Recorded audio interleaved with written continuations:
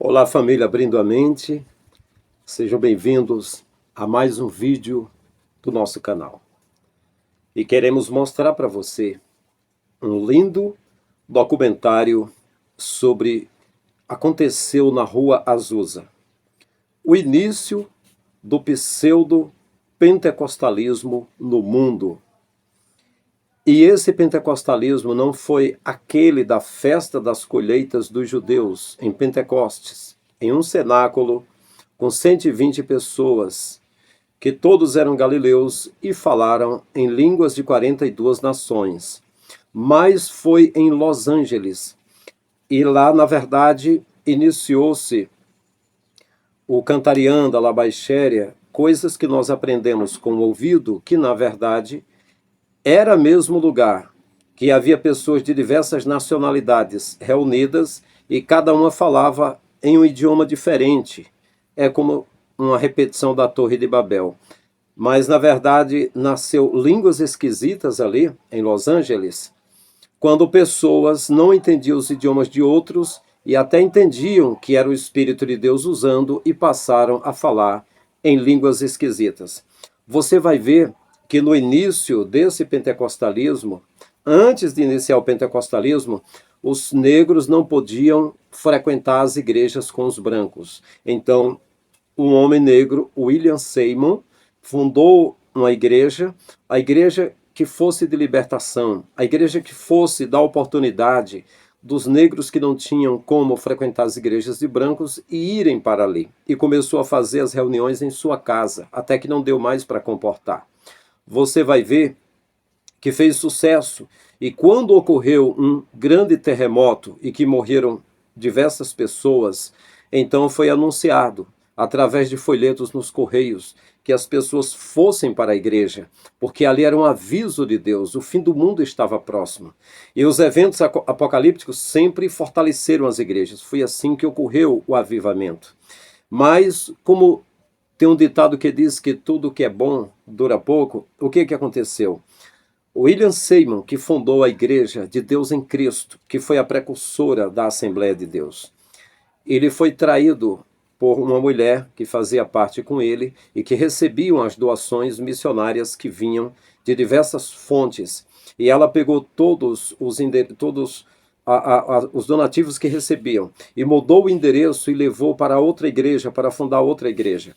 E William Seymour ficou somente com as contribuições de sua própria igreja. E na primeira arrecadação, ela conseguiu $2 milhões para uma nova igreja. Geralmente, os rachas sempre ocorreram nessas igrejas, mostrando que não é a igreja do Messias, aquela do Anno Domini, do ano do Senhor, aqueles apóstolos seguindo, aqueles discípulos, e depois a patrística e tudo aquilo mais. Eu não vou nem para a patrística, eu vou para os apóstolos, eu vou para a morte e a ressurreição do Messias e aquela igreja que foi perseguida, aquele povo lá.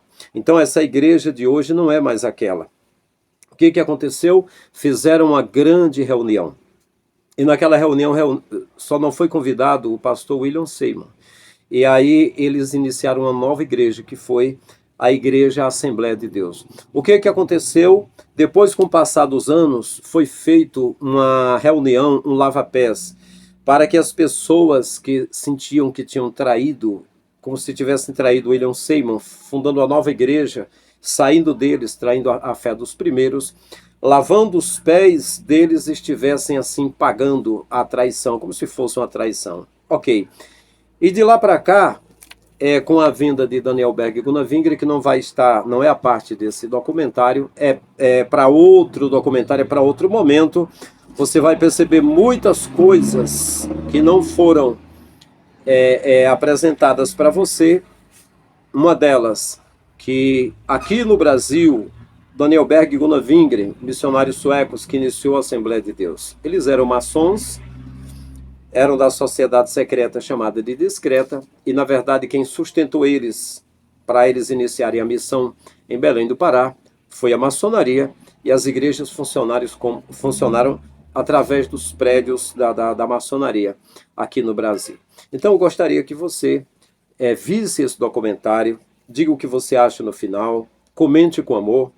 uma das coisas que ocorre com essa igreja que vem de racha, essa igreja que vem de oportunidades, essa igreja que vem de traições e está aí funcionando, a igreja que eu pertenci, a igreja que eu fiz parte há mais de 20 anos, a Assembleia de Deus, que aqui no Ceará é chamada Templo Central.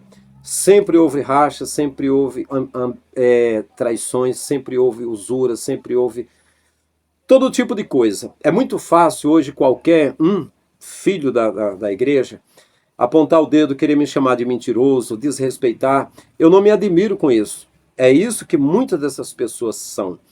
Eu, na verdade, conheço muita gente decente. Ainda tenho amigos, cerca de 2.000 pastores na Assembleia de Deus, Templo Central aqui. Mas eu sei dos rachas das coisas que aconteceram. Eu sei de tudo o que ocorria. Eu lembro quando aqui era dito, aqui no Ceará, que a Assembleia de Deus de Madureira e que a Bela Vista eram lixeiras da Assembleia de Deus Templo Central. Quando havia essas rivalidades, eu ouvia disso. Eu sei quando a igreja, por exemplo, Pentecostal Deus e Amor, o líder Davi Miranda dizia que quem saísse da igreja dele fosse para a Assembleia ou para outro, iria para o inferno. Eu sei dessas coisas. E sei de uma coisa, que quem serve ao Criador está fora de tudo isso. Se você discordar, discorde. Só não leve para o lado pessoal. Diga na sua ideia o que você acredita. Porque de repente você já entra e diz, você é apenas um mentiroso, você não conhece Deus, você é isso, você é aquilo. Como é o costume das pessoas que eu conheço da Assembleia de Deus dizerem, falarem no canal da gente. E eu tenho convicção de uma coisa, que você não é servo do Criador. Quem é servo no Criador, observa tudo e retém o que é bom. Então é isso. Vamos para o vídeo. Diga no final o que você acha. Abraço em todos. Tamo juntos.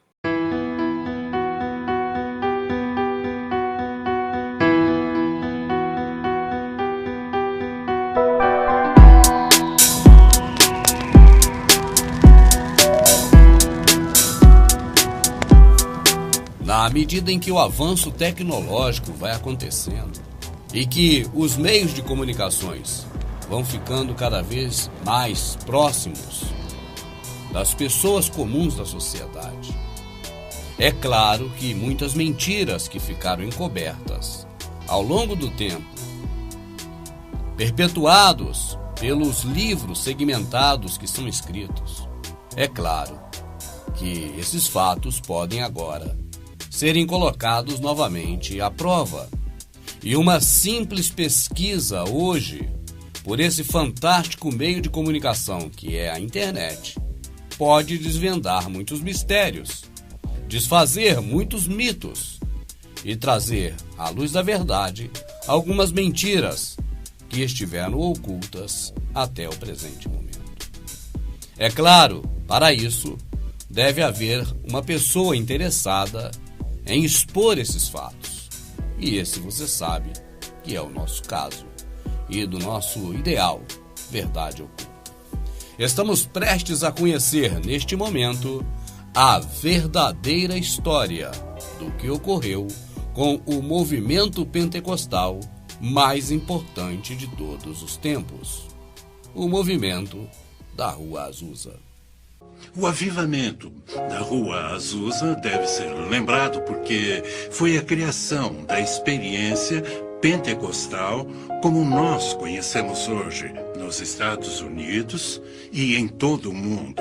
Para se fazer um apanhado bem profundo no processo que constituiu com o maior evento pentecostal de todos os tempos, nós vamos recorrer a um momento da história em que a escravatura dos negros estava recém-abolida.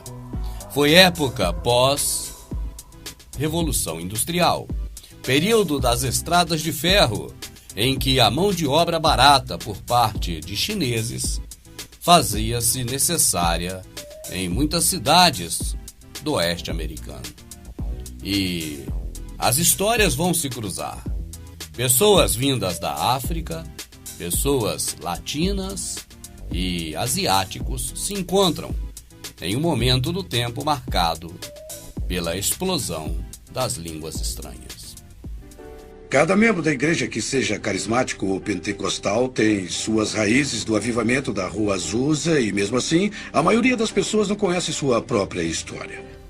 Ao observarmos desde a nossa infância o movimento religioso protestante pentecostal, nós, na verdade, não sabemos como ele se originou. E embora seja dito nessas igrejas que ele é uma repetição ou uma sequência de fato ocorrido nos períodos da Bíblia, a verdade que será traga à tona agora talvez choque algumas pessoas, mas nada além da verdade, senão pela própria verdade. Para os pentecostais e carismáticos, a Rua Azusa 312 será o endereço mais famoso do mundo.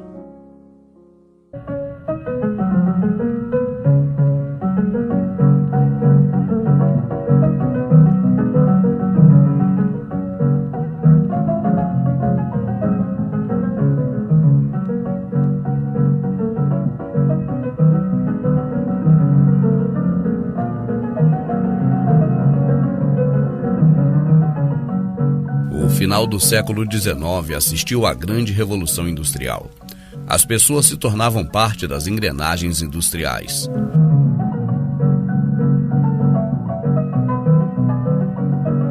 A lacuna entre os ricos e os pobres aumentava. A igreja tinha o dever de preparar os fiéis para servirem agora aos interesses do avanço no progresso proporcionado pela Revolução Industrial.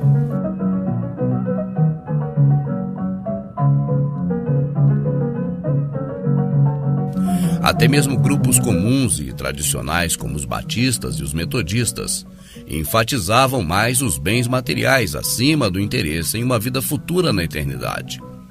Graças ao método de evangelização de Finney e Moody, as igrejas estavam cheias. Porém, faltava algo aos que professavam o cristianismo protestante, uma mola para impulsionar a religião na mesma proporção da Revolução Industrial, que escravizaria para sempre os mais humildes, e das diferenças sociais que se acentuavam.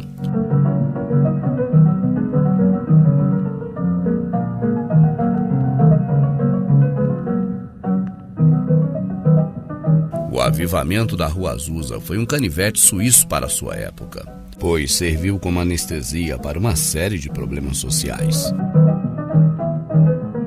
A Rua Azusa. O início.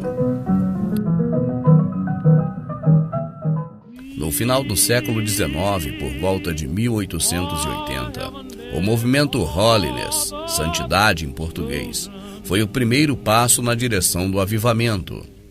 Essas agitações, especialmente na Igreja Metodista, buscavam uma segunda bênção divina, na qual os crentes seriam santificados para viver mais próximos de Deus. Esses ensinamentos diziam aos fiéis: caminhem no poder concedido pela ressurreição de Cristo. Santifique-se, Cristo irá reinar em sua alma. Não aconteceu nada mais radical ali. Era essa apenas mais uma nova fórmula a fim de se consolidar a fidelidade das pessoas à religião. Não imaginavam, porém, que esse seria um forte motivo para impulsionar o grande avivamento que estava por surgir.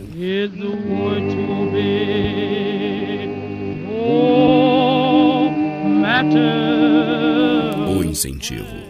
Neste mesmo período, apareceu John Nelson Darby defendendo a teologia do dispensacionalismo, que pregava o fim do mundo iminente antes do ano 2000. Assim foi criada a Irmandade Plymouth. A virada do século fez com que a doutrina pré-milenarista ficasse conhecida. Começaram a propagar a ideia de um século cristão, na qual a igreja e a tecnologia prenunciariam o reino de Deus. Os pré-milenaristas, no entanto, afirmavam que o fim dos tempos estava próximo, pois seria caracterizado, como fora profetizado, pelo irromper de uma imensa atividade espiritual. Darby não sabia, mas seus ensinamentos, amplamente difundidos naquela época, iria desencadear no mais significativo advento protestante até os dias de hoje. A teologia de Derby alcançou várias partes do mundo. Vale destacar o que ocorreu no país de Gales. No primeiro ano do século XX, um jovem chamado Evan Roberts trabalhava em minas de ouro. Ele passou a viajar por todo o país de Gales e mais tarde pelo mundo, proclamando o ministério do grande avivamento promovido pelo Espírito Santo, que iria surgir naqueles dias. Seu discurso era: todos os crentes serão revestidos de poder, pois somos a última geração, e assim por esses dias o reavivamento do Espírito Santo será derramado entre nós. Nesta época, o falar em línguas estranhas ainda não era citado, mas apenas um grande despertar do poder espiritual.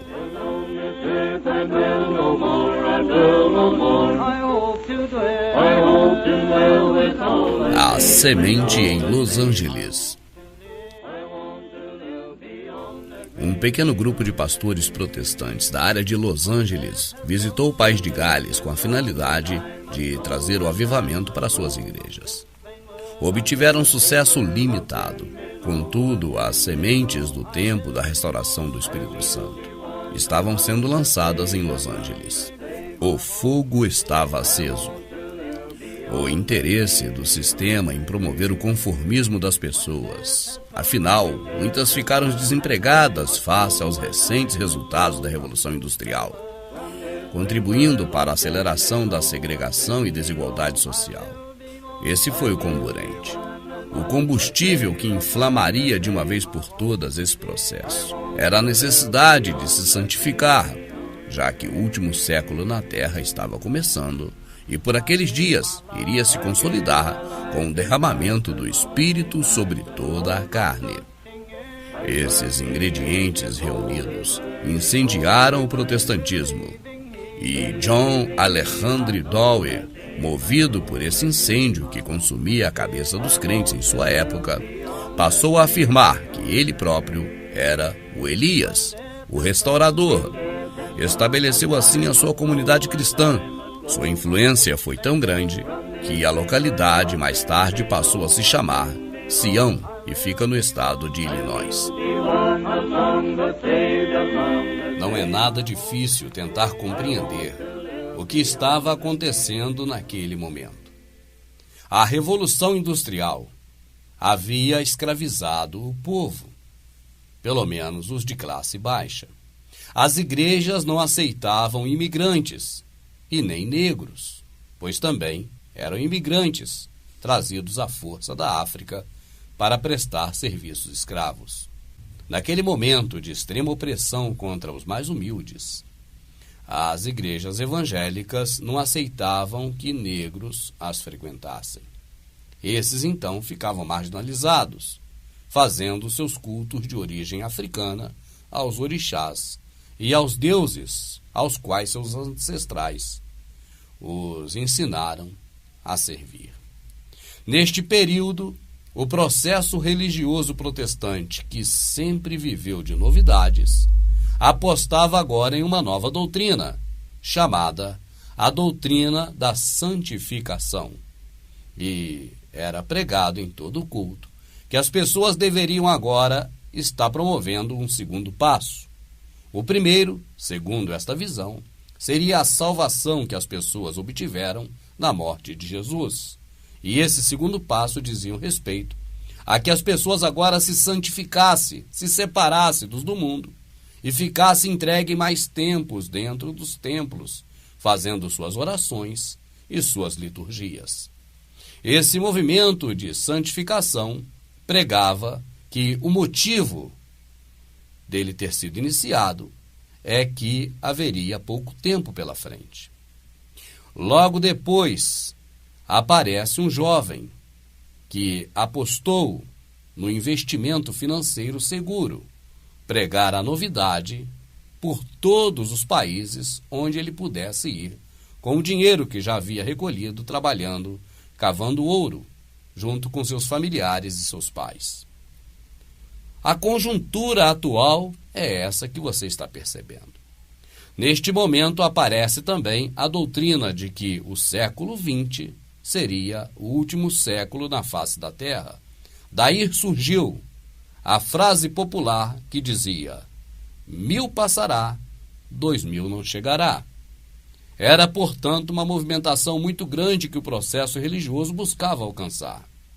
Isso seria útil também para os senhores do mundo, os Illuminati, cada vez tendo o povo mais nas suas mãos, preocupados mais na salvação eterna do que resolver os problemas sociais que eram imensos naquela época. E como a doutrina era imediatista, algumas pessoas aproveitavam o momento para poder fazer muito dinheiro.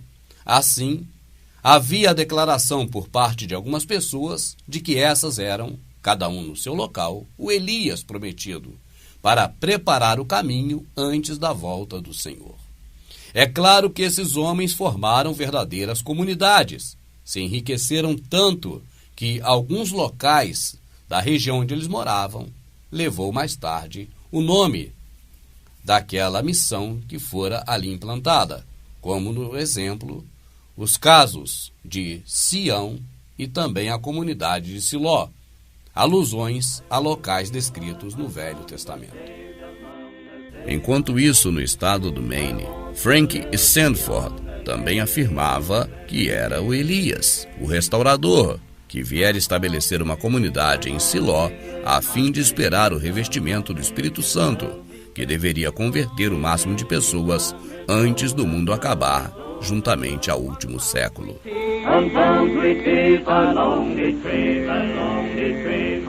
Em 1903, Charles Fox Parham passou cerca de 6 meses em Siló.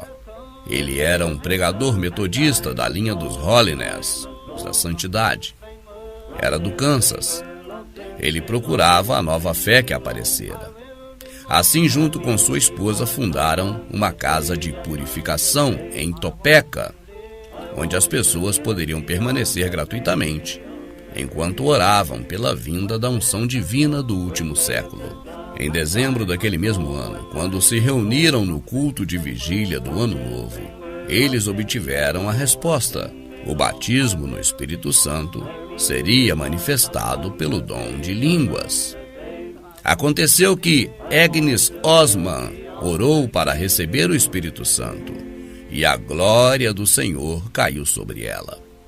Como depois definiu Parham, e disse: um halo parecia cercar a sua cabeça e seu rosto. E ela começou a falar o idioma chinês. Ela não foi capaz de falar inglês por 3 dias. No mês seguinte, a maioria dos que ali estavam também conseguiram falar essa língua estranha, o chinês. Os esforços de Parham para espalhar esse avivamento para as cidades de Kansas City e Lawrence fracassaram. As igrejas se opuseram e os jornais zombavam deste fato. Em 1903, uma mulher do Texas teria sido curada depois de uma oração de Parham, o que levou a convidá-lo para promover um avivamento na cidade de Galena, no Texas. Esse empreendimento foi bem sucedido. Em 1905, essas reuniões pentecostais, ou do Evangelho Pleno, aconteciam no Missouri, no Kansas e no Texas, e eram frequentadas por cerca de 25 mil pessoas. Depois da campanha de Houston, em 1905, Parham fundou ali um trabalho. Um dos frequentadores se chamava William J. Seymour. Surge o pai da criança.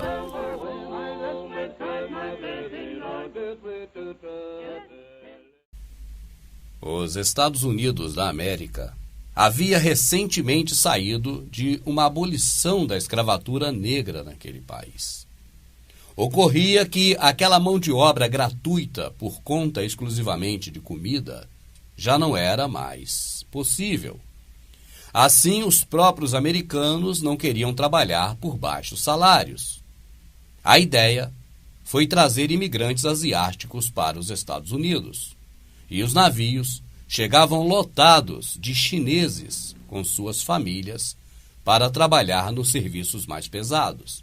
Afinal de contas, a mão de obra era muito barata e as leis trabalhistas ainda não existiam. Assim, os homens iam trabalhar nas construções das estradas de ferro, que era a maior fonte de emprego daquela época. Também era a maior expressão de progresso nos Estados Unidos contemporâneos a Agnes. E não era só ela quem tinha empregadas chinesas em casa. A maioria das mulheres dos Estados Unidos, em sua época, passou a ter empregadas chinesas, já que as mulheres iam trabalhar por baixos salários nas casas de famílias, enquanto seus maridos se matavam literalmente para construir as ferrovias. Essas mulheres, ao trabalhar em casas de famílias, essas chinesas, levavam também os seus filhos, que ali, é claro, falavam puramente o idioma chinês. Portanto, não é nada estranho que Agnes soubesse um pouco do idioma chinês, já que uma leva de chineses era levada a cada instante para aquelas localidades. E ali surge também um outro nome importantíssimo da história, talvez o nome mais importante do movimento pentecostal de todos os tempos: Seymour. Ali está ele, e a história da Rua Azusa começa neste ponto. Filho de escravos trazidos da África, Seymour, em 1895, com 25 anos, mudou-se para Indianópolis, onde inicialmente exercia a função de garçom e, posteriormente, de vendedor. Em Indianópolis, frequentava a Igreja Metodista Episcopal. Em 1905, mudou para Houston, onde passou a frequentar a recém-formada escola bíblica de Charles Fox Parham. Ele não podia entrar, então ficava no corredor, já que era negro. Uma mulher chamada Lucy Farrell, moradora de Los Angeles, visitou a escola de Houston e teve uma experiência de batismo no Espírito Santo. Ela falou em língua estrangeira. Lá ela conheceu Seymour e o convenceu a tentar a vida em Los Angeles. Seymour mudou-se para Los Angeles, onde a força do preconceito racial era ainda maior. Ali vivia também um número enorme de latinos. O homem de Deus tentou levar às igrejas daquele local a doutrina com a qual tivera contato em Houston. Talvez pela ideia vir de um negro, o ato de falar em línguas ironicamente não fora bem recebido, exatamente pelos pastores de Los Angeles que há pouco tempo atrás fora ao país de Gales a aprender e que tentara sem sucesso implementar a doutrina do derramamento iminente do Espírito na sua região. Seymour foi expulso de suas igrejas, acusado de herege. Procurou outras igrejas menores, de onde acabava sendo sempre expulso com a justificativa de estar trazendo confusão para os membros. Se antes, como discípulo, podia ficar ao menos no corredor da igreja de onde ele morava, agora na sua nova cidade não era permitido nem que houvesse um contato com os crentes, mesmo fora da igreja, pois sua doutrina que trouxera do Texas era visto como semente do mal. Seymour se juntou a outros negros e latinos discriminados e renegados pela religião. Assim começou a fazer cultos na humilde residência onde morava. Os cultos chegavam a durar 3 dias e 3 noites, atraindo muito mais pessoas do que a casa podia comportar. E o que não faltava ali eram os dons de línguas. E a explicação era simples. As famílias negras que moravam nos bairros adjacentes foram recém-trazidas de várias partes diferentes da África, onde se falavam centenas de dialetos. E como eram as primeiras e segundas gerações de afro-americanos, estavam bem familiarizados com seus idiomas nativos. O que mais amargurava Seymour era o tratamento preconceituoso das igrejas, que não davam oportunidades aos de sua raça para adorar ou participar mais intensamente nos seus cultos. Assim, agora com ele próprio dirigindo o culto, podia distribuir melhor as oportunidades entre os irmãos que eram bem parecidos na cor, mas com enorme diversidade de línguas, ou seria dialetos.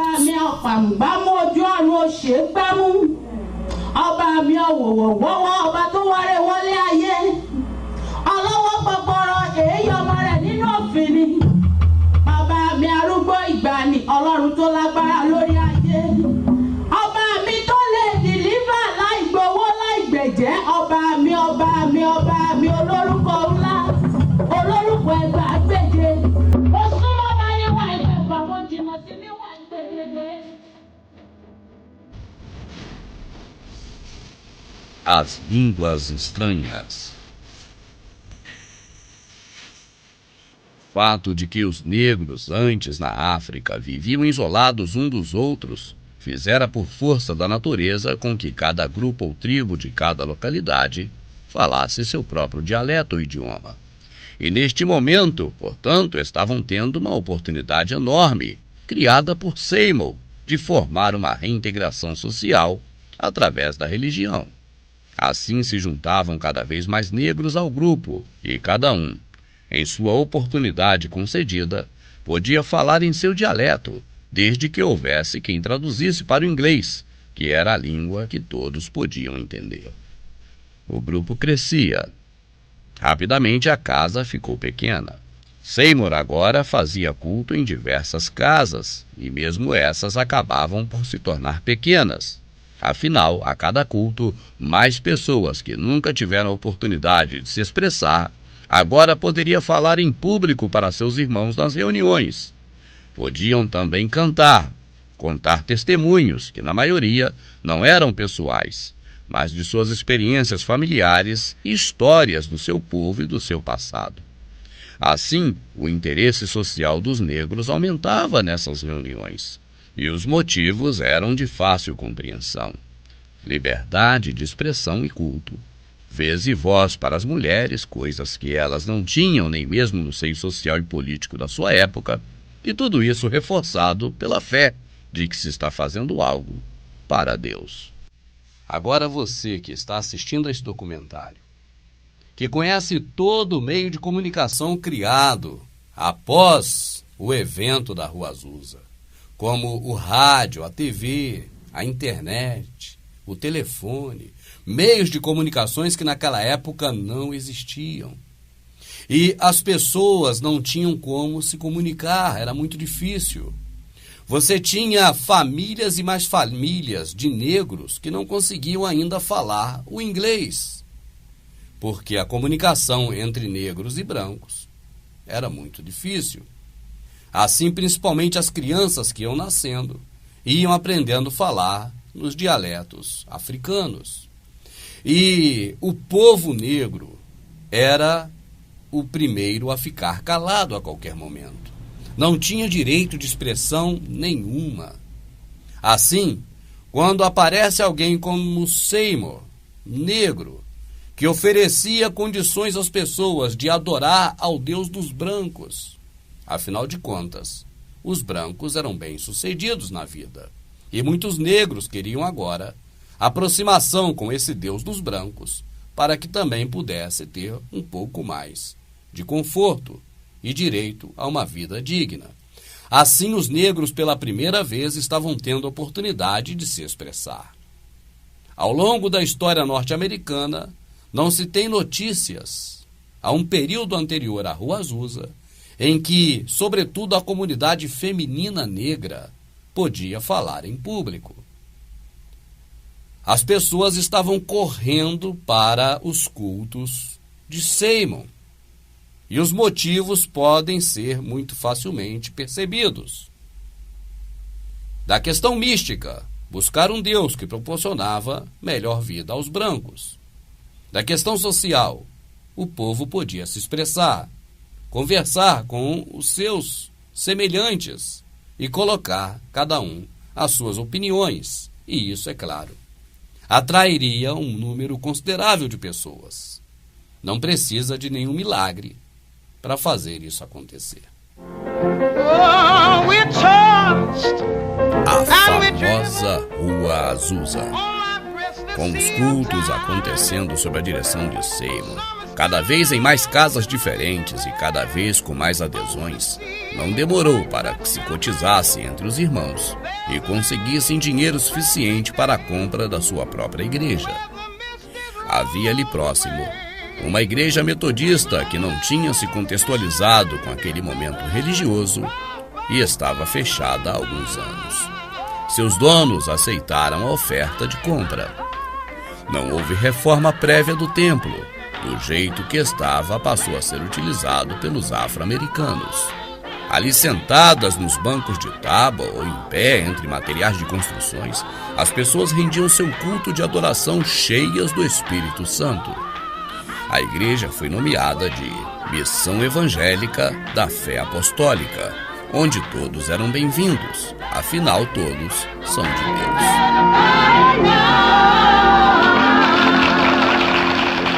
Os primeiros brancos. As mulheres negras, que agora podiam adorar a Deus tendo voz nos cultos, falavam para suas patroas nas casas em que trabalhavam. E os primeiros brancos passaram a frequentar a Rua Azusa, sobretudo as mulheres brancas, que lá naquela época também tinham direito de se pronunciar na igreja de Seymour, enquanto fora não tinham direito nem de votar. As mulheres brancas levavam então seus maridos para a Rua Azusa, e todos esses podiam testemunhar a ação do Espírito Santo, batizando a todos no momento da oração coletiva, onde a variedade de línguas estranhas eram incontáveis. Abale abiri bazaba mu rugo rwe amazuku azafuka izumira hasi n'ishami rye rizacibwa kwibuka kwe kuzashira mw'isi kandi izina rye rizongera. Neste momento chegam duas mulheres brancas que juntas seriam Deus e o diabo na vida de Seymour, Florence Lewis Crayford e a jovem Clara Loom.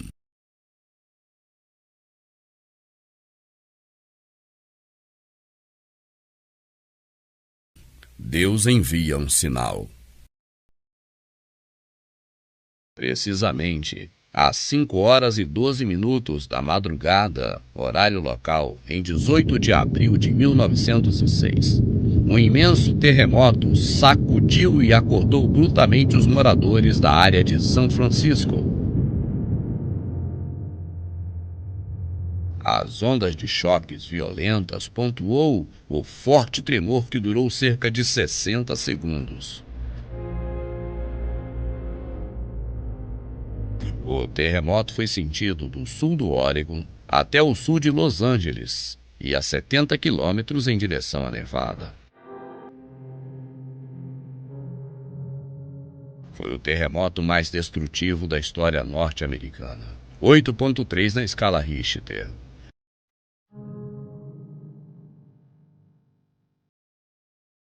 Um incêndio devastador, alimentado por tubulações de gás rompidas durante o terremoto, ampliou os danos.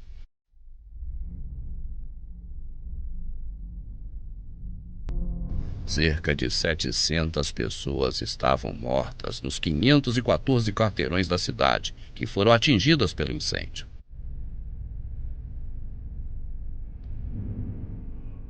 Rapidamente, um folheto protestante que partiu de algum lugar inundou as caixas de correios das casas por toda a Califórnia. Nele estava escrito: "É um aviso de Deus e de seu breve julgamento." As pessoas ficavam desesperadas. Procuraram cada uma igreja protestante mais próxima de sua casa.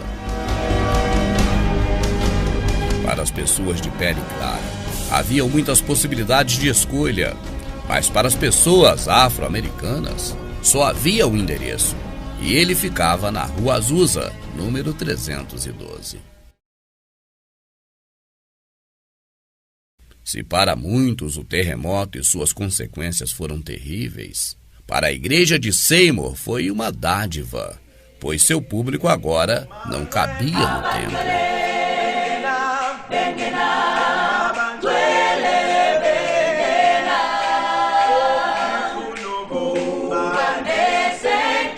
Assim, o movimento da Rua Azusa logo se espalhou entre os crentes como acontecimento tão esperado naquela virada início de século.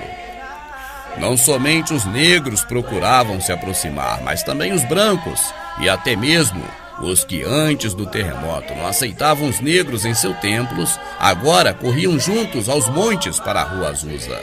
Afinal, o esperado avivamento, dantes elucidado pelos movimentos anteriores, como o Holiness, o movimento da santidade, E a teologia do dispensacionalismo estava acontecendo, e o terremoto fora o sinal de Deus. E diziam: Deus escolhera o avivamento da Rua Azusa como catalisador da ação do Espírito Santo sobre os homens nos últimos dias. Alguns pastores tradicionais viravam suas costas para o movimento. Por outro lado, seus membros não faziam o mesmo, e o êxodo religioso aumentava. Enquanto Seymour pregava: o Deus que eu sirvo é aquele que exalta os humilhados. Compreender o que estava acontecendo naquele momento não é uma tarefa tão difícil. Virado do século, ainda não existiam rádio, televisão, comunicação globalizada como se conhece hoje. É coisa que aquelas pessoas morreram e nunca viram. O máximo que se podia receber de informações adivinha dos jornais, mas esses não davam informações de locais distantes, apenas da sua própria cidade. Assim, as pessoas que também pouca educação tinham, e muitos não sabiam ler, ficavam apavorados por qualquer motivo. Mas agora não era algo tão simples.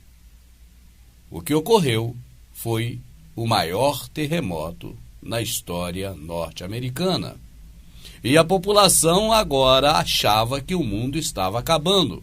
Afinal, o movimento religioso daquela época já vinha cozinhando essas pessoas, cozinhando a cabeça dessas pessoas com informações de que o mundo iria acabar e de que as pessoas precisavam se consertar com Deus. Aquele movimento que começara há 2 décadas antes, agora tinha o seu auge, porque, na verdade, as pessoas esperavam um movimento do Espírito Santo, mas não sabiam como ele viria. E no momento em que uma senhora começa a falar um idioma totalmente diferente no meio da congregação, as pessoas logo chegaram à conclusão de que era o idioma colocado pelo Espírito Santo. A partir dali, qualquer língua ou idioma ou dialeto que se falasse em meio à congregação, as pessoas já diziam que eram línguas estranhas, línguas dos anjos. E na medida em que várias etnias ali compareciam, várias raças de vários países diferentes, neste momento, então, é claro que havia, por força do momento e de se ajuntarem pessoas de várias nações, haviam diversidade de línguas, literalmente falando.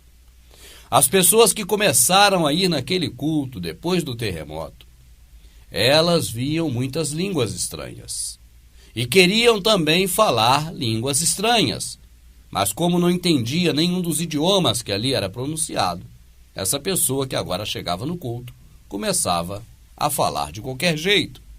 E aí, quanto mais pessoas agora adentravam esse grupo, mais elas estavam convencidas de que eram línguas estranhas. Mas o fato é que a história comprova, os próprios documentários feitos pelos religiosos protestantes testificam que no início as pessoas falavam idioma mesmo, língua de outras nações.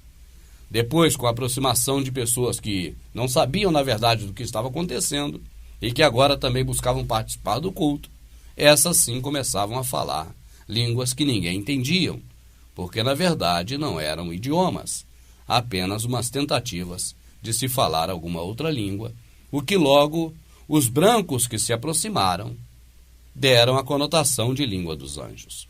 E a aproximação dos brancos foi muito propícia, porque as igrejas tradicionais, com seus membros que estavam ali sendo enganados há tanto tempo, agora esses membros viram o terremoto e chegavam à conclusão de que o mundo realmente ia acabar e que eles deveriam correr para uma igreja na qual o derramar do Espírito Santo estava realmente acontecendo. E essa era a Rua Azusa. No princípio, seus pastores viraram as costas, mas logo em seguida, quando a maioria dos pastores perceberam que seus membros estavam migrando para a Rua Azusa, eles também procuraram Seymour para pastorear as ovelhas da Rua Azusa. O que aconteceu mais adiante você ainda vai ficar sabendo. Mas vale lembrar que os próprios documentários feitos pelos protestantes atestam que naquele local existiam muitas pessoas de várias nações e que ali falavam idiomas diferentes. Eu tenho 2 enteadas, uma com descendência hispânica e outra nativo-americana. E isso cria questões culturais interessantes entre elas dentro da minha casa.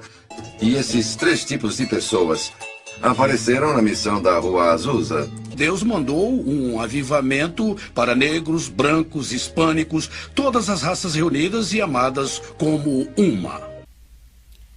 As gerações futuras dos negros que frequentavam a Rua Azusa preferiram não levar adiante aquelas informações sobre exatamente o movimento criado por Seymour. E a razão era simples.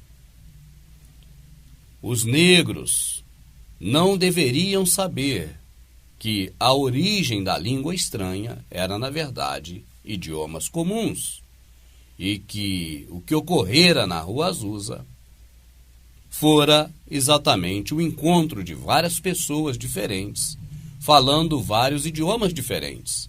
E aos que se chegavam agora, ouviam aqueles idiomas e, como não entendiam nada, diziam que eram línguas estranhas. E começavam também a querer falar idiomas estranhos.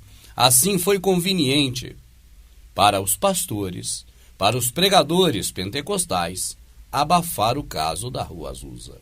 E inúmeras gerações e gerações e gerações de crentes protestantes pentecostais nos Estados Unidos fizeram suas liturgias, seus cultos, suas atividades religiosas, sem mesmo ser mencionado a questão da Rua Azusa. E até hoje, inclusive no Brasil, em meio aos pentecostais, pouco se fala da Rua Azusa. E a razão continua a mesma. Para que ninguém venha investigar e tome conhecimento do que realmente ocorreu na Rua Azusa e qual foi aquele derramar do Espírito Santo dos últimos dias, em que as pessoas pregavam que o mundo não chegaria a 2000. E a maior prova de que Rua Azusa foi uma fraude é que nós já estamos além do ano 2000. Eu cresci em uma igreja pentecostal afro-americana, classe média. Fomos educados de acordo com a tradição, mas nunca soubemos nada sobre o avivamento da Rua Azusa e eu nunca ouvi falar de Seymour. O tratamento desigual, ao qual sempre a igreja tratou os pobres e negros, agora fortalecia o argumento do homem que Deus escolheu para derramar o seu espírito, caracterizado pelas línguas estranhas dos irmãos africanos. Ninataka kuhubiri kuhusu Yesu Kristo siku ya leo. Ninataka kusema kwamba Yesu ni Bwana. Ninataka kusema kwamba Yesu Kristo. O reavivamento liderado por William Seymour virou notícia rapidamente e ainda em abril de 1906, o jornal de Los Angeles Times publicou uma extensa matéria sobre o movimento, denunciando uma nova seita onde fundamentalistas compostos, em sua maior parte por negros imigrantes pobres, que, se dizendo movido pelo Espírito Santo de Deus, manifestavam agora línguas estranhas, denominado glossolalia, e também haviam pregações de curas e milagres. Esse processo de renovação decorreu entre 1906 e 1909. Ele se tornou objeto de especulação por muitos protestantes da época.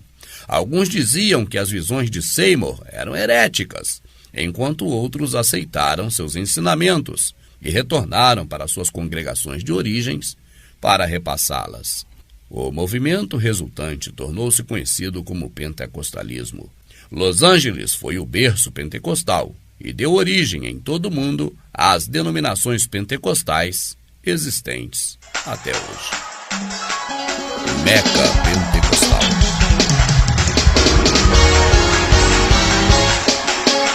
Falar hoje em movimento pentecostal, seja de qualquer forma e aspecto, é falar do movimento criado em Los Angeles, pois não há nada novo hoje em dia que já não tenha sido feito ou experimentado na Rua Azusa em seu auge.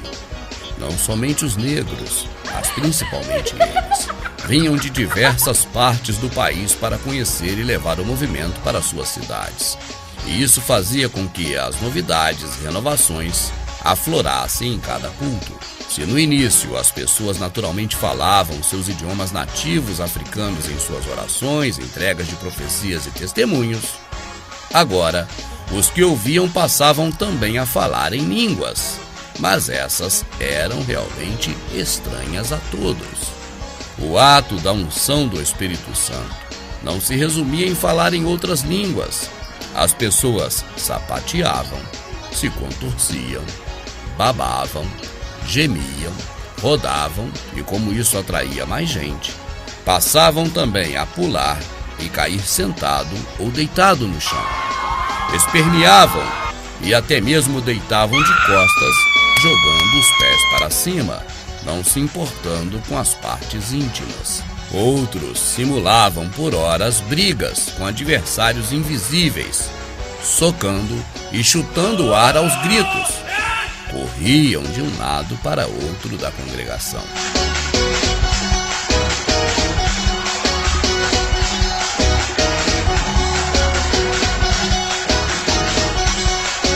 Também foram aparecendo em pouco tempo as novas unções do Espírito, como a unção do cachorro, do gato, do leão, entre outras unções específicas. Assim, cada unção tomava um ungido que agia conforme tal. Na medida que as liberdades não eram coibidas, afinal ninguém podia intervir na ação do Espírito Santo e ele deveria usar as pessoas como quisesse. Assim apareceram as unções específicas e individuais. Uns gargalhavam enquanto outros pranteavam, outros gritavam histericamente a plenos pulmões até não aguentar mais. A histeria parecia não ter mais fim, a ponto de, por diversas vezes, a polícia ser acionada pelos vizinhos, que não podiam dormir, mesmo morando a uma considerável distância da igreja. Como aumentava o mover do Espírito e contagiava mais gente a cada dia de culto, as pessoas levavam fogos de artifícios e os explodiam dentro do templo. E esse costume durou até acontecer um incêndio no prédio da igreja, que era de madeira, e os bombeiros foram acionados. Era comum ver pessoas pelas ruas próximas, completamente tomadas pela ação do Espírito Santo e sua unção dos últimos dias. Essas pessoas paravam em meio à rua impedindo o trânsito, e ali mesmo recebiam suas unções especiais, latindo ou urrando, dependendo de como o Espírito a usasse. Constantemente fiéis eram presos por causar distúrbios como resultado das unções do Espírito Santo nas ruas próximas à igreja. A liderança do grupo era feita por William Seymour e pelas pessoas que a ele se ajuntaram, como Lucy Farrell, Charles Sparrow, entre outros. Muitos incontáveis foram os pastores ou homens que se fizeram pastores para se aproximar e apanhar um pouco dessa fórmula tão eficaz no propósito de atrair gente. Afinal, Seymour havia descoberto que em mãos certas poderia se tornar as minas do rei Salomão.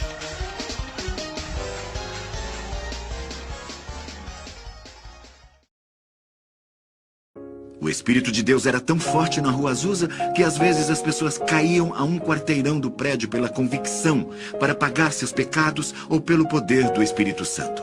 Se as mulheres eram pegas falando em línguas na esquina, eram presas como pessoas insanas. E muitas vezes as mulheres eram ridicularizadas pela imprensa. Falavam constantemente para elas que elas eram indecentes, porque rolavam no chão, e o vestido delas podia subir um pouco. Teve até um artigo de jornal que falava que elas deitavam no chão e balançavam os pés no ar, de forma que não se encontrava em nenhum outro lugar de Los Angeles. E não demorou muito para o movimento ganhar o impulso mundial, quando o jovem, que era mineiro e se transformou em dono de minas de ouro por todo o México, resolveu investir um pouco mais. a fim de propagar ao mundo o movimento da Rua Azusa. E afinal, na visão de Evan Roberts, seria justo, já que ele havia colaborado anos antes para fomentar essa ideia da descida do Espírito Santo. Um pequeno inconveniente. Seymour tinha o produto, mas não tinha o dinheiro necessário para expandir os negócios. Evans tinha o dinheiro necessário e não se incomodaria de dar a Seymour uma pequena participação nos lucros advindos das igrejas a serem implantadas em várias partes do planeta. O financiamento de missionários enviados desde a Rua Azusa através do investimento de Evans se tornou possível. Espalhadores daquele ministério deveriam agora montar igrejas em todos os lugares do mundo. Mas havia um inconveniente: a língua. Misteriosamente, o mesmo Espírito que derramara a sua unção e impulsionava agora o movimento pentecostal pelo mundo, não podia, na prática, capacitar seus ungidos missionários para que falassem a língua das pessoas em cada local onde era enviado o missionário. E isso dava muito na pinta. O que fez Evans pisar no freio, cortar os investimentos às missões e passar a investir apenas neste movimento no seu próprio país. Nota: os dois homens que trouxeram esse movimento para o Brasil haviam aprendido essa lição e cuidaram de estudar o português assim que chegaram em Belém. É por isso que existem gravações deles falando em português. Desembarquemos em Belém do Pará no dia 19 de novembro de 1910. O Senhor Jesus... Os peregrinos. O movimento pentecostal se transformara em um furacão, e seu epicentro era a Rua Azusa. Mesmo em uma época sem rádio e TV, toda a América e parte do mundo havia tomado conhecimento, e agora os líderes religiosos e adeptos do movimento pentecostal queriam visitar a Rua Azusa. Não demorou para Seymour perceber que inúmeros eram aqueles que compareciam uma vez, deixavam algum dinheiro, sem nunca mais voltar. Havia também os que gostariam de ir à sua igreja, sem contudo poder pagar a passagem de trem, mas que certamente poderia colaborar, pelo menos com $10 mensais para a obra de Deus. A estratégia: administrar o crescimento de sua igreja instalando novas congregações era uma tarefa muito difícil para um homem simples e de pouco estudo como Seymour. Transferir essa tarefa para terceiros ou para cada pastor em sua respectiva congregação havia causado alguns prejuízos a Seymour, pelo qual então preferiu manter apenas a sua igreja inicial na Rua Azusa e uma congregação que estava na mão de uma pessoa de confiança, Florence Lewis Crayford. Ele recebeu Florence Crawford no ministério e ela ficava como líder na Califórnia. O meio tecnológico da época para se alcançar as pessoas era a publicação literária. Essa foi a ferramenta utilizada por Seymour para arrecadar donativos de todos quanto pudessem, em qualquer lugar do mundo, mesmo que esses não fossem crentes. Seymour fundou uma espécie de revista mensal, onde divulgava testemunhos de seus sermões. O objetivo da publicação era pedir as contribuições financeiras para sua obra. Seus colaboradores eram pessoas em todos os Estados Unidos e também fora dele. Com este método, Seymour chegou a obter uma lista com mais de 500 mil endereços de contribuintes mensais. Quem gerenciava a lista era sua secretária de nome Clara Lum, considerada na época supostamente namorada do pregador. Eram quase 600 mil pessoas, que na maioria delas, mesmo sem ter ido pelo menos uma vez na Rua Azusa, colaboravam fielmente com a obra de Deus, administrada por Seymour. O fim. Seymour permaneceu solteiro até 1907, quando decidiu se casar com a bela jovem Jenny Evans Moore. Ao saber disso, sua secretária fugiu para Portland, Oregon. Foi se juntar a Florence Lewis Crayford, ela que havia deixado a Igreja Batista e se tornado membro da Igreja de Seymour logo no início, e que estava administrando a última congregação de Seymour deixada por ele por confiar em Florence Lewis Crayford. Mas Jenny não foi sozinha. Ela levou consigo a lista completa com os endereços de todos os seus 600 mil colaboradores mensais. Assim, Clara Loom e Florence Lewis Crayford mudaram o endereço da congregação que antes fazia parte da igreja de Seymour e enviou correspondência a todos os colaboradores de Seymour, mudando o endereço para a entrega dos donativos. Assim, a sua congregação, agora uma denominação independente, arrecadou só de uma vez no primeiro mês quase 2 milhões de dólares. Para Seymour restaram apenas as doações dos fiéis que ainda frequentavam a Rua Azusa. Em 1909, a igreja da Rua Azusa ainda estava funcionando, mas apenas as cinzas de sua rápida combustão eram vistas. O legado. As multidões atraídas à Rua Azusa por Seymour agora se dividiam ao irem após os inúmeros pregadores que se aproximaram no período áureo do derramar do Espírito Santo. Em 28 de setembro de 1922, Seymour faleceu. Seu feito tornou possível fazer inúmeros milionários e continua fazendo até hoje. O segmento da Rua Azusa mais significativo para nós brasileiros foi o que surgiu a partir de 1913. Se chamava Igreja de Deus em Cristo. Essa ramificação se expandiu consideravelmente através da ordenança de pastores em suas filiais. Em um ano já possuía 352 congregações com seus respectivos pastores subordinados. Charles Mason, que saíra da igreja de Seymour, era o pastor-presidente. Ele era negro, mas grande parte dos pastores sob seu comando eram de pele clara, já que esses ofereciam seus serviços pastorais a preços módicos. Mais de 350 pastores brancos se juntaram à Igreja de Deus em Cristo com Mason. Após exatamente um ano, a maioria dos pastores de Mason eram brancos. Em abril de 1914, 8 desses pastores convocaram em oculto uma assembleia com todos os pastores brancos da Igreja de Deus em Cristo. O presidente Charles Mason não fora informado. E a proposta era simples: que todos os presentes naquela assembleia concordassem e firmassem um compromisso de criar uma denominação mais reta diante de Deus. Os brancos podiam evangelizar melhor os brancos e negros podiam evangelizar os negros. Foi a desculpa que arranjaram. E como aquela reunião era uma assembleia geral e estava sendo feita debaixo da unção de Deus, ela recebeu o nome que mantém até hoje: Assembleia de Deus. Mas sua história e de como ela chegou ao Brasil e permanece até os dias de hoje é assunto de um novo trabalho muito em breve. Antes de terminar, vale lembrar que na década de 90, os pastores brancos dissidentes que fundaram a Assembleia de Deus, após anos e anos de enriquecimento, resolveram agora, em um ato público, pedir desculpas e lavar os pés dos seguidores de Charles Mason. Saiba que este ato não vai apagar tudo o que aconteceu, mas vai estabelecer um novo começo em nome de Jesus. Aleluia, irmão. Em nome de Jesus. Abençoado. Obrigado, Senhor. Muito obrigado. Obrigado. Aleluia. Obrigado. Em nome de Jesus. Nós lavamos as ofensas do passado. Aleluia. Em nome de Jesus, nós lavamos o sangue. Obrigado, Senhor. Todo o sangue que foi derramado, o sofrimento.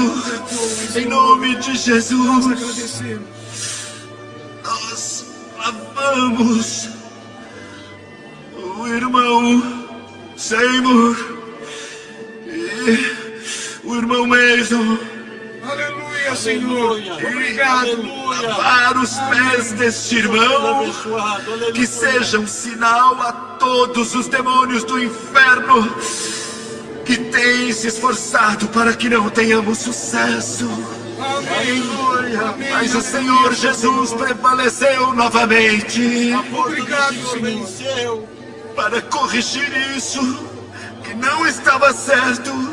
E em nome de todos os irmãos brancos de todos esses anos que têm lutado contra o mal, nós nos submetemos e nos humilhamos em um ato único neste recomeço. Pela glória de Deus, pela glória de Deus, pela glória de Deus e em nome de Jesus.